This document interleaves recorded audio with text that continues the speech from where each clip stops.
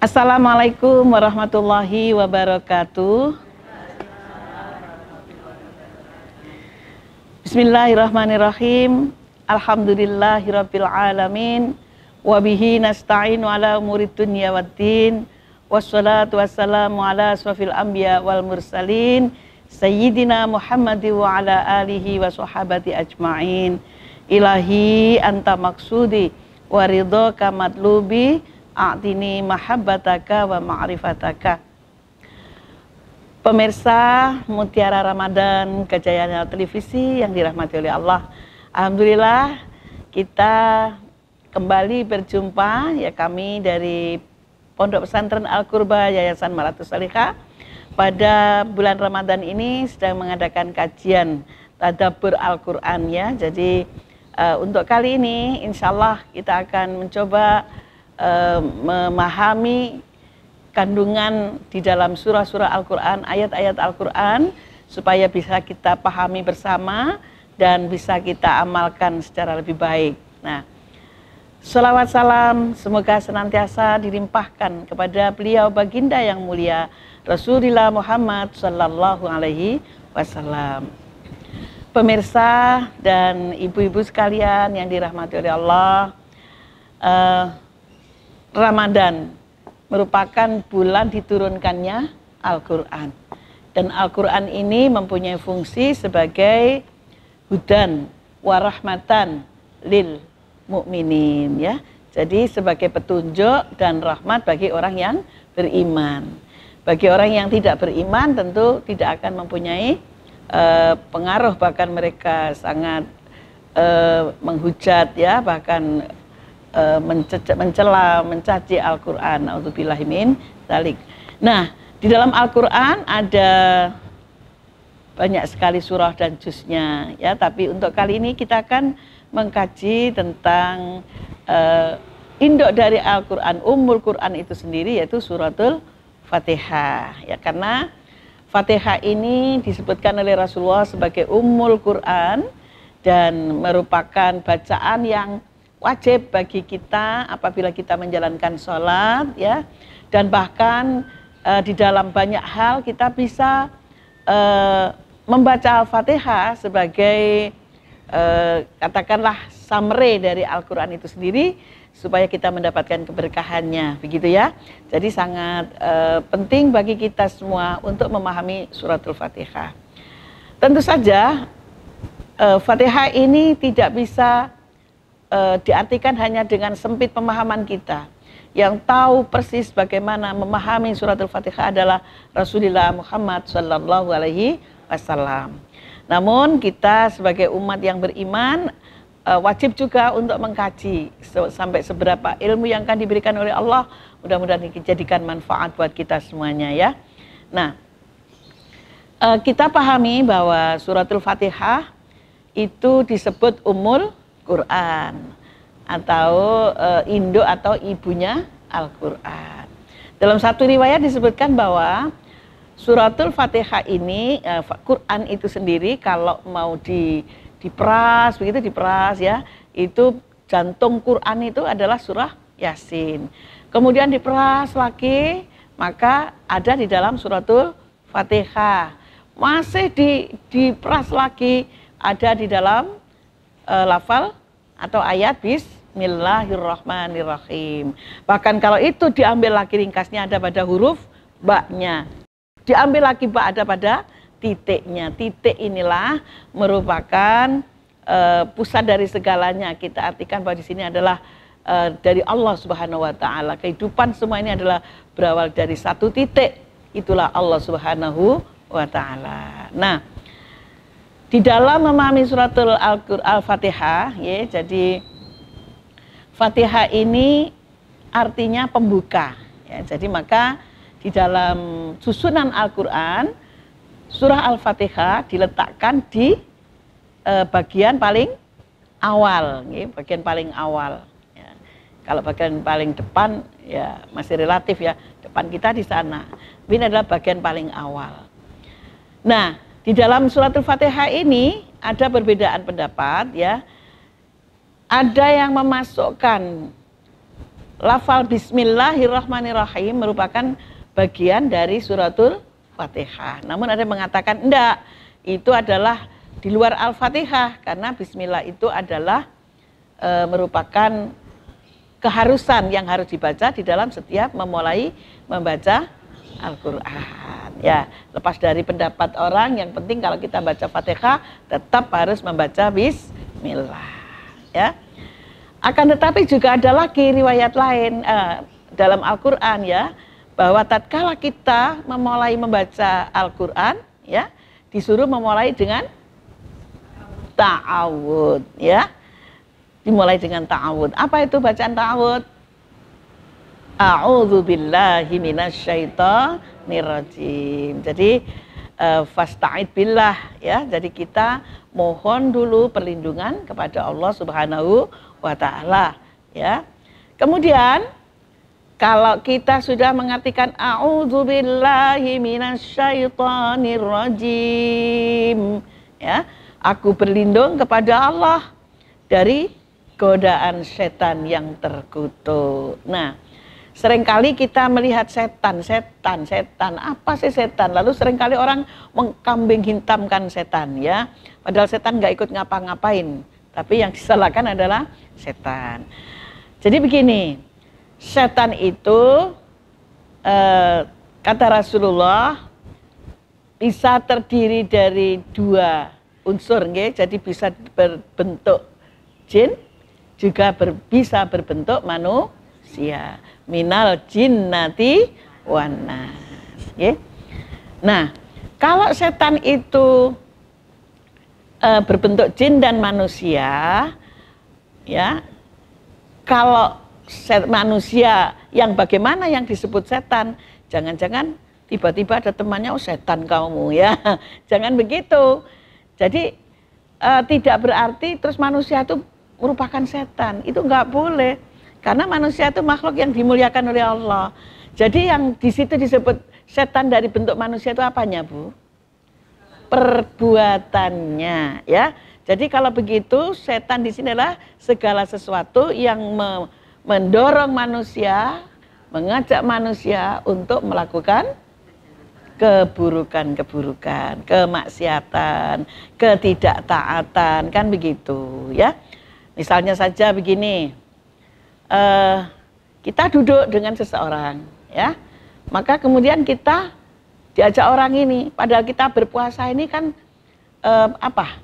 dilarang untuk ghibah misalnya, ya, tidak boleh membicarakan, menggunjing orang lain. Tiba-tiba ada orang datang kepada kita, terus ngomongin orang lain dengan kita. Nah, maka perbuatan orang yang datang kepada kita ngajak ngomongin orang lain pada kita dengan kita ini, maka perbuatan itu bisa menjadi setan. Begitu, ya. Nah, ada juga berupa bantal, ya.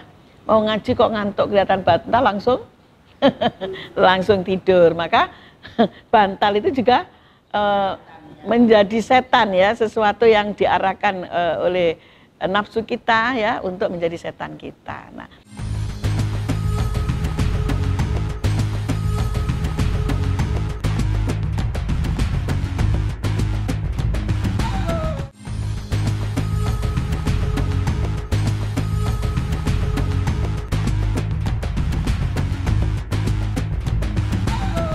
jadi para ibu yang dirahmati oleh Allah, seringkali setan ini kata Rasulullah adalah menunggangi hawa nafsu kita, ya, menunggangi hawa nafsu kita.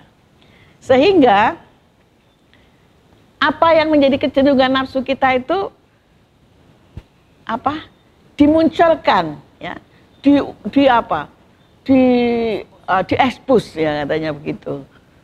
Ya, sehingga kita cenderung di dalamnya. Makanya di dalam membaca Al-Quran pun, ya, kita harus berlindung kepada Allah dari setan-setan ini, godaan setan ini.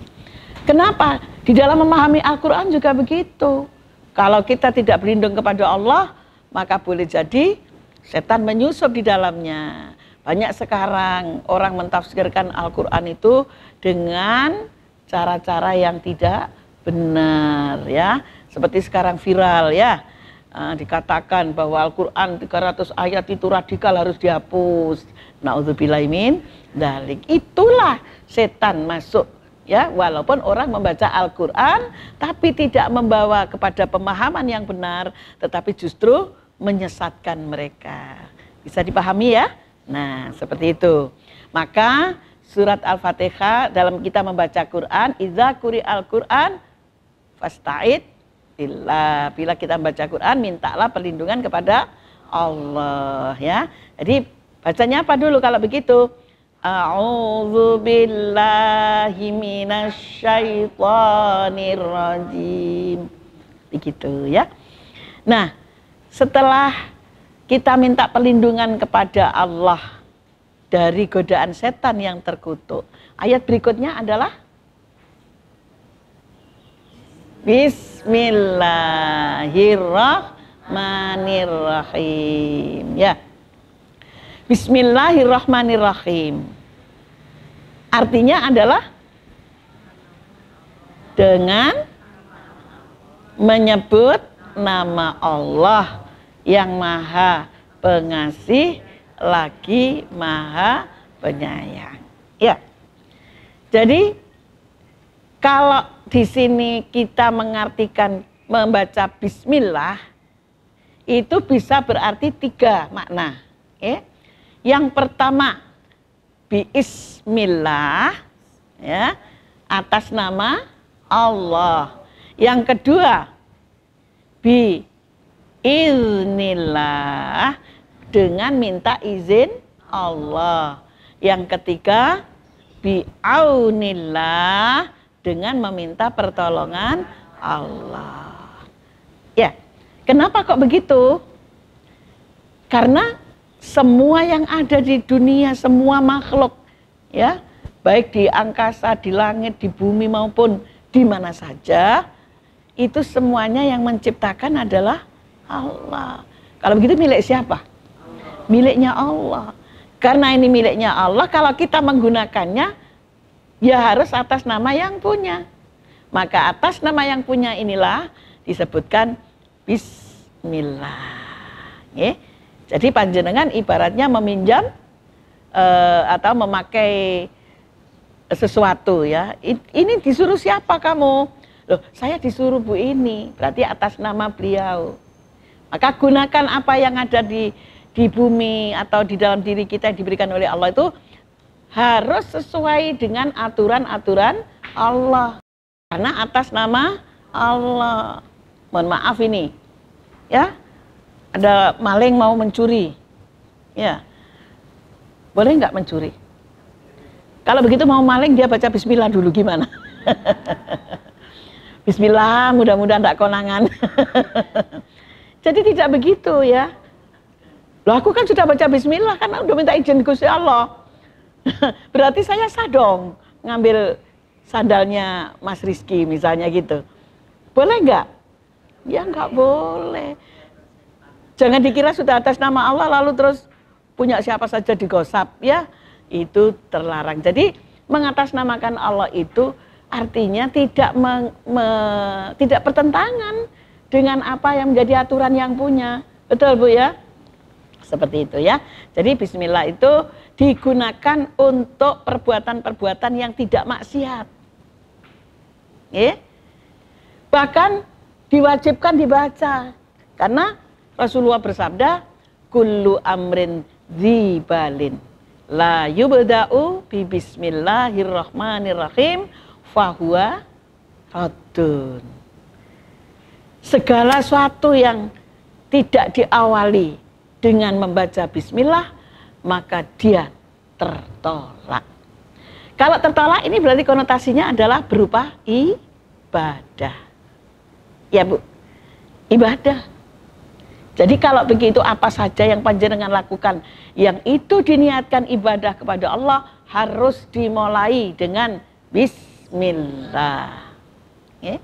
Karena tidak mungkin, karena Allah. Kalau begitu kalau panjenengan tidak membaca bismillah, bagaimana? Tertolak. Bu, lah saya lupa baca pada waktu ingat. Misalnya panjenengan mau melakukan sesuatu ya, lupa, maka bacalah bismillahi li awwalihi wa akhirihi. Bismillahi awwaluhu wa akhiruhu. Kalau ada linya li awalihi, kalau tidak ada linya awaluhu. Okay? Bismillahi awwaluhu wa akhiruhu. Saya baca bismillah untuk yang awal maupun yang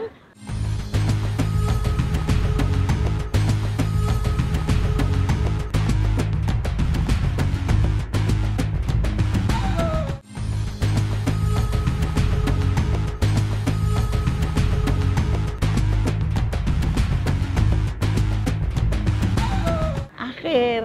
Ya namanya manusia itu kadang-kadang juga lupa, ya kelihatan apa gitu sudah langsung jalan aja, lupa baca bismillah. Nah itu untuk urusan ibadah, ya. Jadi panjenengan mau sholat bismillah, ya, mau mengeluarkan zakat bismillah, mau berbuat sesuatu apapun bismillah, jangan lupa. Nah yang kedua, tadi kata Rasulullah bukan tertolak, ya, tapi ada satu lagi, yaitu fahuwa akto. Dia akan terputus dari rahmat Allah. Ya, kalau tadi fahuwa radun, dia tertolak. Kalau ibadah berarti tertolak, tidak dapat diterima ibadahnya. Tapi kalau terputus, artinya apa? Begini. Di samping kita ibadah, di dalam hidup ini kita melakukan apa? Mengambil atau menggunakan untuk kepentingan kita apa saja yang sudah diciptakan oleh Allah. Misalnya kita butuh minum, airnya punya siapa? Punya Allah. Kita butuh makan, yang bikin makanan siapa? Allah. Ya, kita pakai baju, yang bikin baju siapa? Jangan bilang pabrik ya. Ya memang yang bikin kain pabrik, tapi bahannya dari mana? Dari alam. Alam itu yang menciptakan Allah. Bikin rumah, oh bikin rumah tukang kok. Iya, tapi kalau tukang nggak punya bahan apa bisa bikin? Bahkan kaca, besi, semuanya adalah dari alam ini. Alam yang menciptakan Allah. Nah ini kalau tidak dimulai dengan bismillah, fahuwa akto, dia terputus dari rahmat Allah. Kalau terputus dari rahmat Allah, satu, tidak berkah, ya, tidak barokah. Yang kedua bisa jadi mudarat, ya, makan apa dikit, jadi asam urat. Aku mek ngincipi kacang rong iji, nah, sikilku cekot-cekot misalnya seperti itu. Berarti di sini ada mudarat, ya. Nah, makanya di dalam bismillah itu ada, di samping menyebut nama Allah, disapa ada Ar-Rahman Ar-Rahim. Kita minta kasih sayang Allah. Ya Allah, saya minta izinmu. Ya, saya minta izinmu. Saya minta pertolonganmu. Supaya apa? Supaya ini jadi barokah, bukan jadi madarat. Jadi jangan cuman bismillahirrahmanirrahim, sertakan hati kita dengan doa. Namanya tadi aja sudah bismillah. Ya Allah, aku membuat ini, melakukan ini miliknya Allah lah ya. Berarti tidak boleh bertentangan dengan aturan Allah. Yang kedua, ya Allah izinkan saya menggunakan ini. Ya Allah tolong saya supaya saya tidak dapat mudarat dari ini. Lindungi saya, seperti itu. Paham Bunda? Iya. Jadi sambil berdoa, sambil membaca, hati kita berdoa. Kalau tidak mengerti ini kan tidak bisa ya. Itu bismillah. Nah, yang kita minta itu Ar-Rahman. Ar-Rahman itu sifat Allah.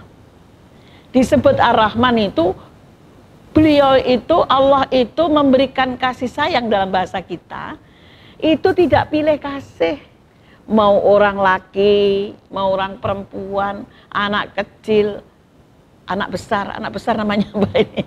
Orang tua, ya, mau yang ibadah, mau yang tidak mau ibadah, mau pencuri, mau maling, mau apa saja. Karena Allah punya tanggung jawab. Meskipun orang ini tidak taat sama Allah, tapi Allah yang menciptakan dia. Karena Allah yang menciptakan dia, maka dia bertanggung jawab. Allah yang bertanggung jawab untuk memberikan apa yang menjadi kebutuhan dia sebagai manusia hidup. Dia dikasih rezeki sama, dikasih kaki, dikasih mulut, dikasih makanan, ya, dikasih otak, dikasih kepandaian, dikasih kekuatan, ya, semua sama dikasih. Tidak ada pilih kasih. Sebab kalau sampai Allah memberikan pilih kasih, manusia itu nanti akan berontak. Ya Allah, kenapa saya kau kasih ini, itu kok enggak, ini kok kasih. Sekarang aja orang sudah pada berontak ya, iku kok miskin, iku kok sugih, aku kok miskin, gitu ya. Padahal di situ ada rahasia besar dari Allah. Ya. Nah, karena Allah Rahman, maka semua makhluk berkasih sayang. Sampai harimau pun tidak mau memakan anaknya sendiri. Anak ayam, gitu ya, induknya sampai nodol-nodol, ya, manggil anaknya supaya bisa makan. Itu karena sifat Rahman yang dipancarkan oleh Allah kepada manusia. Dan dengan sifat Rahman Rahim inilah manusia di bumi ini saling berkasih sayang. Nah, akan tetapi sifat kasih sayang ini bisa saja tertutup oleh hawa nafsu. Mestinya dia itu mau berbagi dengan rahmat Allah. Tetapi karena terkena nafsu serakah, pengennya diambil sendiri. Nah, ini sifat yang bagus diberikan oleh Allah tertutup. Maka dibacanya bismillah, mudah-mudahan Allah membukakan kembali, ya, sehingga apa yang kita lakukan ini tetap seperti apa yang diinginkan oleh Allah. Kita minta pertolongan Allah, minta izin Allah, dan minta atas nama Allah. Bismillahirrahmanirrahim. Kalau kita bahas rahimnya Allah, wah, sudah nggak bisa kita membahasnya dalam waktu singkat, ya. Betapa banyaknya nikmat Allah yang diberikan kepada manusia, kepada hewan, kepada makhluk yang lain. Itu semuanya adalah kasih sayang Allah. Demikian yang bisa kami sampaikan tentang surah Al-Fatihah. Mudah-mudahan bisa kita pahami, kita ambil pelajarannya, dan kita mendapatkan manfaat dari apa yang menjadi pelajaran hari ini, ya. Saya sampaikan selamat beribadah puasa. Semoga puasa kita diterima oleh Allah.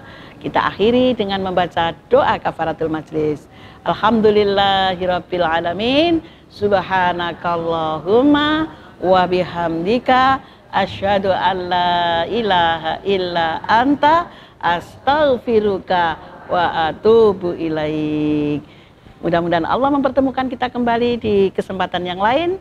Wa fi amanillah fi liqa'illah. Sumastaghfirullahi walakum. Wassalamualaikum warahmatullahi wabarakatuh.